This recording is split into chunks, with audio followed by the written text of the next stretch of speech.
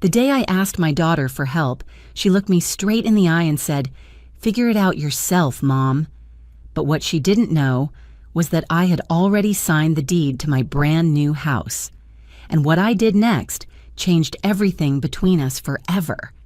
Hello there, beautiful souls. My name is Carol, and I'm 71 years old. Before I share what happened to me, I'd love to know, where are you watching from today? Drop your city or state in the comments below.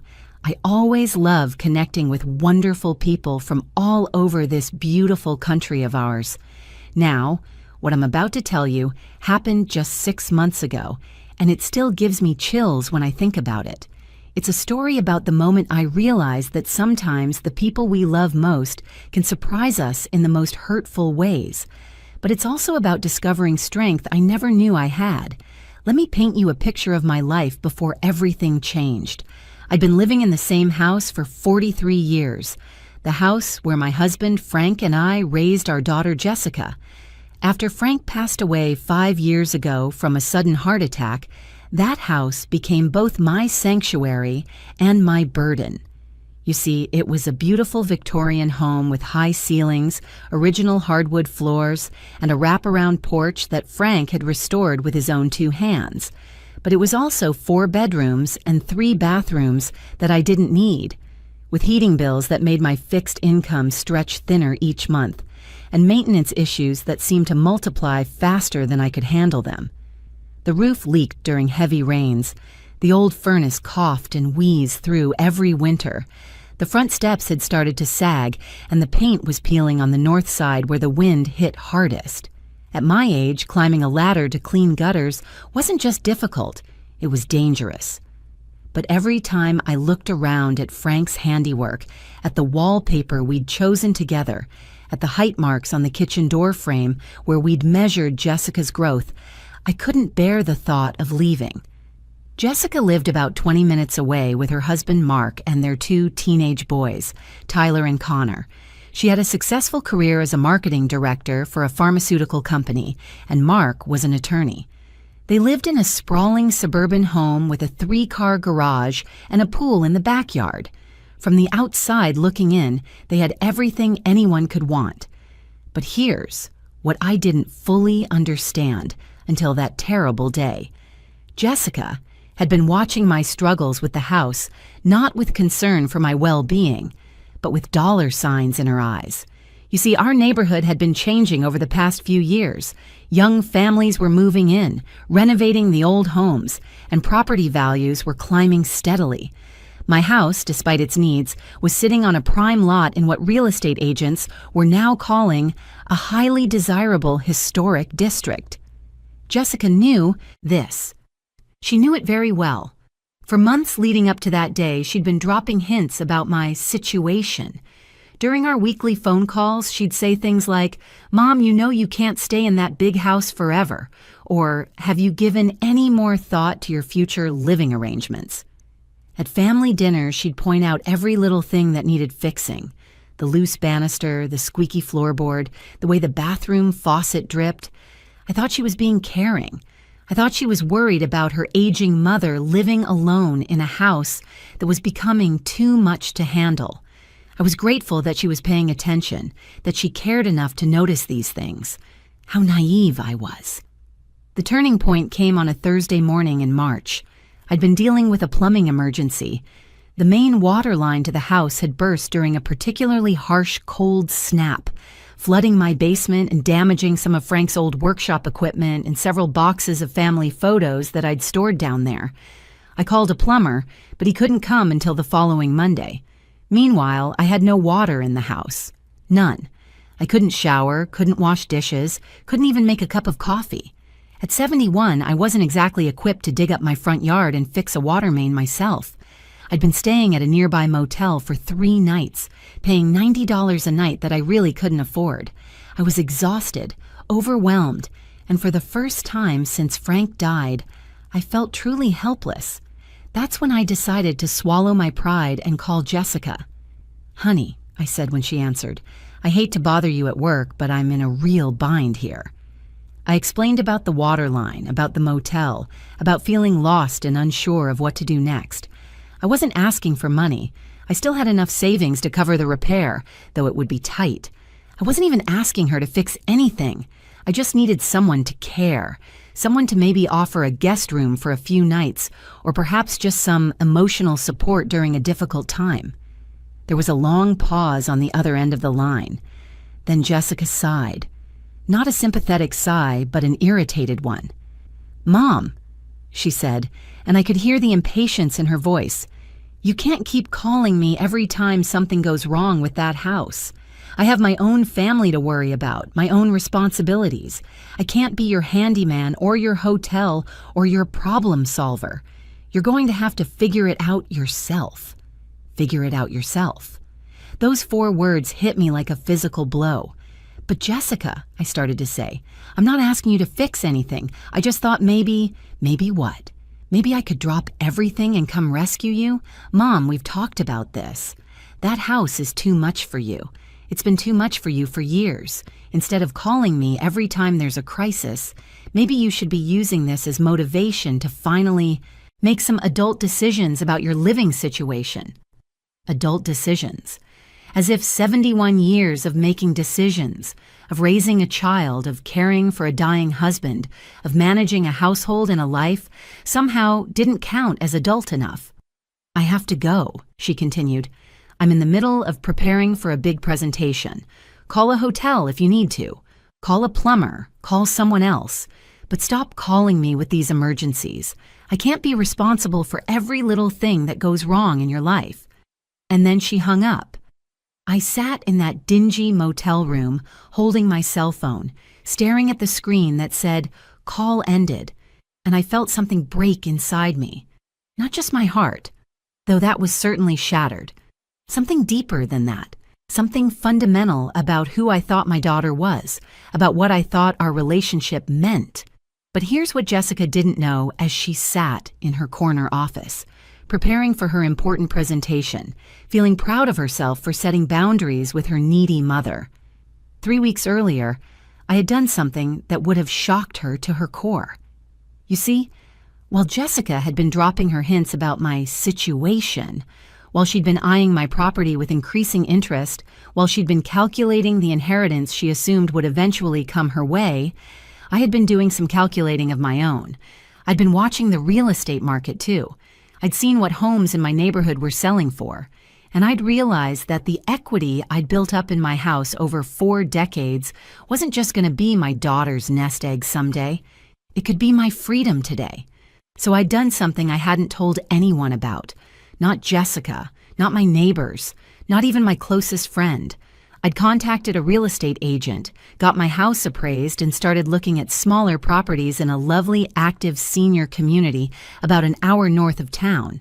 The community was called Sunset Manor, and it was nothing like the sterile, institutional nursing homes that Jessica had started hinting I might need to consider. These were beautiful, maintenance-free condominiums designed specifically for active seniors who wanted independence without the burden of home ownership responsibilities. Each unit was a spacious 1 or 2 bedroom condo with modern appliances, central air and heat, and access to a community center with a library, fitness facilities, organized social activities, and even transportation services for shopping and medical appointments. There was a waiting list, but when I explained my situation, they told me they expected to have a perfect unit available within the month. The best part? After selling my house and buying the condo, I would have enough money left over to live comfortably for the rest of my life. Not just comfortably, better than I'd lived in years. No more choosing between heating bills and grocery money. No more lying awake at night worrying about major repairs. No more feeling like a burden on anyone. 3 weeks before that phone call from the motel room, I had signed the purchase agreement for a beautiful 2-bedroom condo with a view of a lake and a small garden where I could grow tomatoes and flowers. The closing was scheduled for the following month. I had been planning to surprise Jessica with the news over dinner to show her that her mother was more capable and resourceful than she'd given me credit for. But after that phone call, after hearing her tell me to figure it out myself, I decided that Jessica had forfeited the right to be part of my good news. If she wanted me to figure it out myself, then that's exactly what I would do. The next morning, I checked out of the motel and drove to my friend Eleanor's house. Eleanor was my age, a widow like me, and someone who had always been generous with her spare bedroom when friends needed a place to stay. When I explained about the water line, she immediately invited me to stay as long as I needed. I didn't mention the conversation with Jessica. I didn't want Eleanor to think badly of my daughter, even though I was starting to think badly of her myself. The plumber came that Monday and fixed the water line. The bill was $850, money I could afford to pay, though it stung. As he worked, he looked around my basement and shook his head. "Ma'am," he said gently, "I hope you don't mind me saying this, but you've got some other issues down here that are going to need attention soon. That old water heater is on its last legs, and I can see some signs that you might have foundation settling that could cause problems down the line. I'm not trying to sell you anything. I'm just concerned about an older lady living alone with these kinds of potential issues." I thanked him for his honesty and paid his bill. Then I went upstairs and called my real estate agent. "How quickly can we expedite the closing?" I asked. She managed to move everything up by 2 weeks. During those 2 weeks, I quietly started packing. I sorted through 43 years of accumulated belongings, deciding what to take to my new life and what to donate or throw away. It was harder than I'd expected, but also liberating. Each box I packed felt like a step toward freedom. Jessica called once during this time, but it wasn't to apologize or check on how I was managing after the waterline crisis. It was to invite me to Tyler's baseball game that weekend. "If you're free," she said, as if I might have a packed social calendar. I went to the game. I cheered for my grandson, hugged him afterward, and acted like everything was normal. Jessica chatted about work, about Mark's latest case, about Connor's grades. She never once asked how I was doing or whether I'd managed to figure it out like she told me to do. As I watched her that day, I realized something that made me profoundly sad. Jessica had become someone I didn't recognize, the little girl who used to bring me dandelions and call them beautiful flowers, who used to cry if she accidentally stepped on an ant, who used to tell me I was the best mommy in the world. That little girl had grown into a woman who could dismiss her mother's desperate call for help without a second thought. When had she become so cold? When had she started seeing me as an obligation rather than the person who had loved her unconditionally for 38 years? I didn't have answers to those questions, but I knew one thing for certain. I was done trying to earn back the daughter I used to know. It was time to focus on the life I could still build for myself. The closing on my new condo was scheduled for a Friday morning. The day before, I hired a moving company to come pack up my remaining belongings. I'd already donated most of Frank's tools to a local vocational school, given bags of clothes to a women's shelter, and sold several pieces of furniture that wouldn't fit in my new place. That Thursday evening, I stood in my empty living room, looking around at the bare walls and the indentations in the carpet where furniture had sat for decades. I should have felt sad, I suppose. This was the house where I'd been happiest, where I'd built a life with the love of my life, where I'd raised the child I'd thought was the greatest gift I could ever receive. But instead, I felt excited. For the first time in 5 years, I felt like I had a future to look forward to instead of just a past to cling to. That night, I called Jessica. "Hi, honey," I said when she answered. "Do you have a minute to talk?" "Sure, Mom. What's up?" "Well, I wanted to let you know that tomorrow morning I'm closing on the sale of the house." There was silence on the other end. Complete silence. For so long that I thought the call might have dropped. "Mom?" she finally said, and her voice sounded strange. "What do you mean you're selling the house?" "I mean exactly what I said, Jessica. Tomorrow at 10 o'clock, I'm meeting with the buyers and their attorney to sign the final paperwork. The house will officially belong to them as of noon on Friday." But you can't sell the house. You didn't even tell me you were thinking about selling it. You can't just make a decision like that without discussing it with family." The irony of her words wasn't lost on me. I couldn't make a decision like that without discussing it with family. Where was this concern for family discussion when she'd told me to figure out my own problems? Actually, Jessica, I can make any decision I want about my own property, and I have. Where are you going to live? Please tell me you haven't done something foolish like falling for one of those retirement home scams. Those subscription requests can be powerful. Let me add, one at this intense moment where the daughter realizes she's losing control. And right here, beautiful people, if you're enjoying this story and you want to hear how this all unfolds, would you mind hitting that subscribe button? It really helps me bring you more stories like this one. Thank you so much. I've purchased a lovely condominium in a senior community called Sunset Manor, I said calmly. It's about an hour north of here, near the lake. I'll have my own place, but without any of the maintenance responsibilities. There's a community center with activities and a library, and I'll have neighbors my own age who actually want to spend time together. An hour north? Mom, that's too far away. What if something happens to you? What if you have an emergency? Now she was concerned about emergencies. How convenient. Well, Jessica, I said, and I made sure my voice was perfectly pleasant. I guess I'll just have to figure it out myself. The silence this time was even longer. Mom, she said finally, and now I could hear panic creeping into her voice. We need to talk about this. This is a huge decision. You can't just... what about the family history in that house? What about all the memories? What about Dad's workshop? What about the inheritance she'd been counting on, is what she really meant. The memories will come with me, I said. As for Dad's workshop, I donated his tools to the Lincoln County Vocational School. There are young people there learning skilled trades who will put them to good use. I think Frank would have liked that. You donated Dad's tools? Mom, some of those were antiques. They were probably worth thousands of dollars. And what about discussing this with me first? I could have helped you figure out what was valuable, what should be kept in the family. Kept in the family, meaning kept for her to inherit. Jessica, I said, and now my voice wasn't quite so pleasant anymore.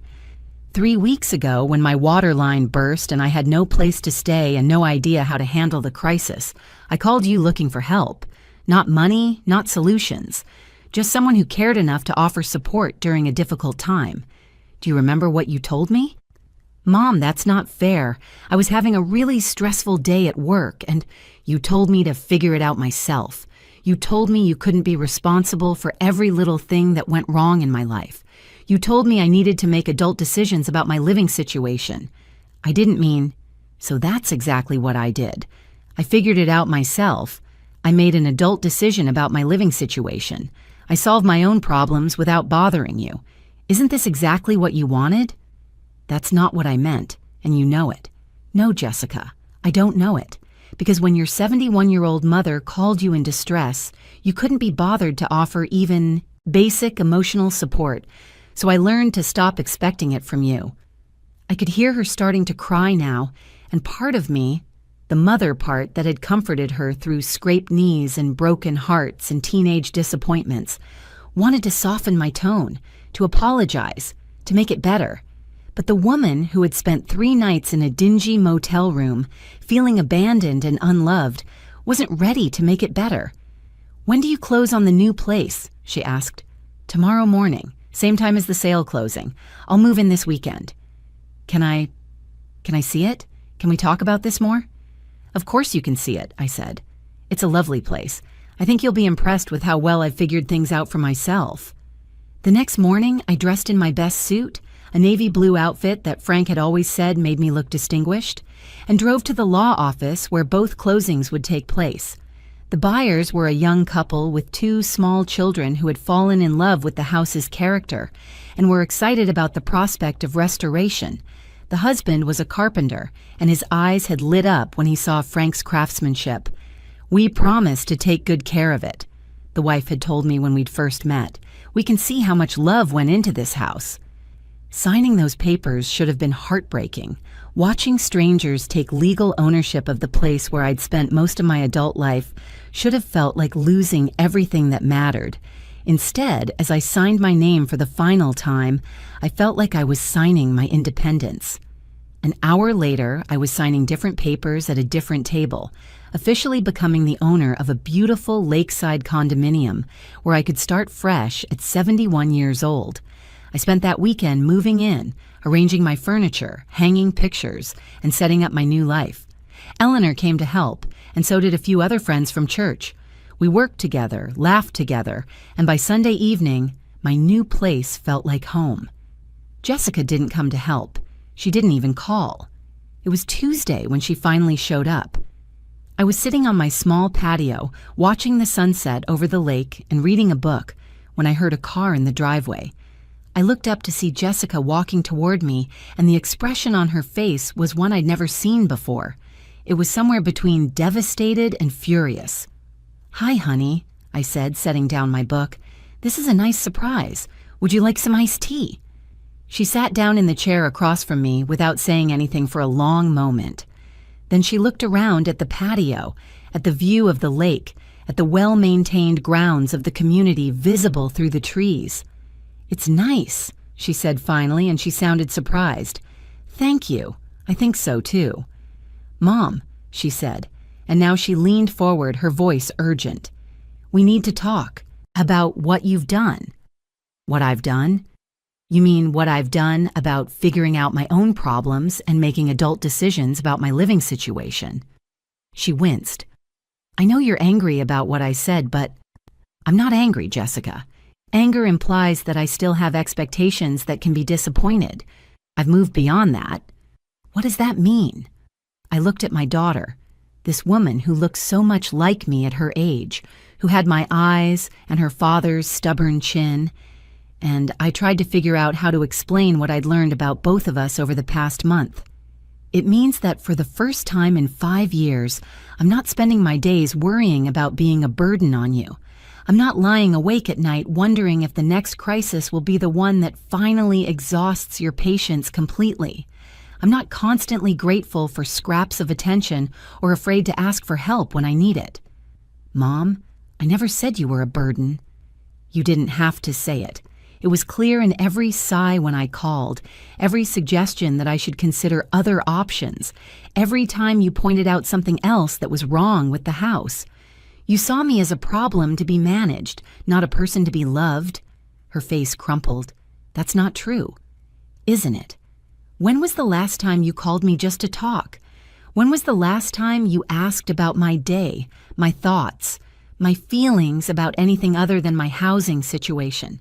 When was the last time you treated me like someone whose company you actually enjoyed?" She opened her mouth to answer, and then closed it again, because we both knew the answer was that it had been a very long time. "I thought," she said finally, tears starting to flow, "I thought I was being practical. I thought I was helping you face reality." "No, Jessica, you were helping me face your reality. Your reality where I was becoming inconvenient, where my problems were interfering with your life, where the house you expected to inherit was costing more to maintain than you thought it was worth. I wasn't thinking about inheritance." I looked at her steadily until she looked away. "The house sold for $475,000, I said quietly. "After paying off the small mortgage balance and closing costs, I cleared over $400,000. Combined with your father's life insurance and our savings, I now have more than enough money to live independently and comfortably for the rest of my life." Her face went white. "I'm not telling you this to hurt you," I continued. "I'm telling you this so you understand that I don't need you to take care of me anymore. I don't need you to manage my problems or make my decisions or worry about my finances. I figured it out myself, just like you told me to do." "Mom, I'm sorry. I'm so sorry about what I said that day. I was stressed and I wasn't thinking clearly and you showed me who you really are when you're under stress. That's not necessarily a bad thing, Jessica.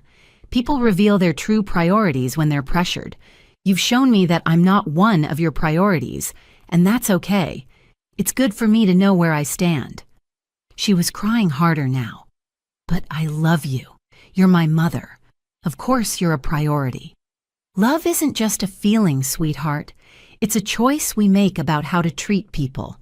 And when I needed you to choose love, you chose convenience instead. We sat in silence for a while, watching the sun sink lower over the water. Finally, Jessica spoke again. "What happens now? Between us, I mean." I considered the question seriously. What did happen now? "I don't know," I said honestly. "I know that I'm not angry anymore. I know that I don't want to punish you or make you feel terrible for the rest of your life. But I also know that I can't go back to the way things were, where I was always grateful for whatever attention you were willing to give me. I want to do better," she said. "I want to be a better daughter." "Then be one. Not because you feel guilty, and not because you're worried about what people will think, and not because you're concerned about some future inheritance that no longer exists the way you thought it did. Be a better daughter because you genuinely want a relationship with the person I actually am, not the person you thought I should be." She nodded, wiping her eyes. Can I visit you again? Can we try to start over?" "You can visit any time you want," I said. "But understand that this is my home now. I'm not a problem to be solved anymore. I'm not someone who needs to be managed or guided toward better decisions. I'm a woman who has built a good life for herself, and if you want to be part of that life, you're welcome. But only if you want to be here, not because you think you should be." Jessica stayed for dinner that night. We talked more honestly than we had in years, and for the first time since Frank died, I saw glimpses of the daughter I remembered, the one who used to tell me everything, who used to think I was wise and funny and worth spending time with. It wasn't a complete reconciliation. Trust, once broken, takes time to rebuild. But it was a beginning. More importantly, it was my beginning.